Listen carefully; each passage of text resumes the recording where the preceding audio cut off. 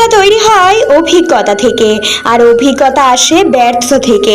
তাই ব্যর্থতা খারাপ কিছু নয়, এটা হলো সাফল্যের প্রথম ধাপ।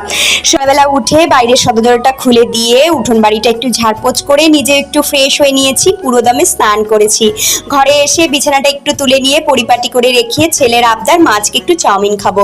স্কুল ছুটি থাকলে নানান রকম বায়নার সম্মুখীন হতে হয়। দুজনে মিলে একটু হালকা টিফিন সেরে তারপরে এদিকে দুপুরে রান্নার জোগাড় জান্তি করতে লেগে পড়েছি। যেমন তেলাকচু শাক, আমরা গ্রামে থাকি সেই দরুন কিন্তু আমাদের এগুলো খাওয়া চলতেই থাকে। আর কেটেছিলাম উচ্ছে আর আলু।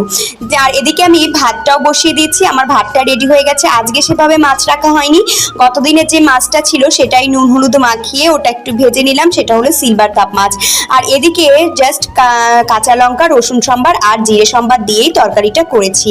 আর করেছিলাম মাছের মাথা দিয়ে উচ্ছে আলুর তরকারি। বিকেলবেলা ম্যাডাম পড়াতে এসছে, ম্যাডামকে একটু চা দিলাম, নিজে একটু খেয়ে